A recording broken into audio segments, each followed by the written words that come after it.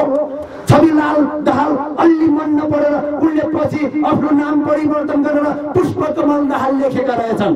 हो उनै छविलाल दाहाल प्रचण्ड जब उनी प्रधानमन्त्री बनेर बालुवाटार निवासमा पुगे, पहिलो दिन त्यो भन्दा अगाडिको आदरणीय नेता गिरिजाप्रसाद कोइराला प्रधानमन्त्री सुत्ने खाटमा पहिलो रात उनी त्यही सुते।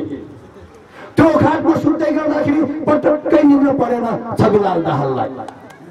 आफूलाई सर्वहाराको पार्टीको नेता भन्न रुचाउने, अध्यक्ष भन्न रुचाउने, आफूलाई भूमिहीन किसान मजदुरहरूको किसानको नेता भन्न रुचाउने प्रचण्ड जब बालुवाटारमा छिरे, बालुवाटारमा गिरिजाको भन्दा अगाडिका प्रधानमन्त्री गिरिजाप्रसादले सुत्ने गरेको 50-60 हजार पर्ने खाटमा पटक्कै निद्रा लागेन। त्यसै कारणले तिनै सर्वहाराको पार्टीको अध्यक्ष भन्न रुचाउने प्रचण्डले त्यसै बेलामा नेपाली जनता, गरिब नेपाली जनताले तिरेको तिरोबाट जम्मा भएको राजस्वबाट 3 लाखको खाट किनेर सुतेको हिसाब किताबको चुक्त पनि मङ्सिर 4 गते गर्नुपर्छ भनेर नेपाली जनता पर्खेर बसेका छन्।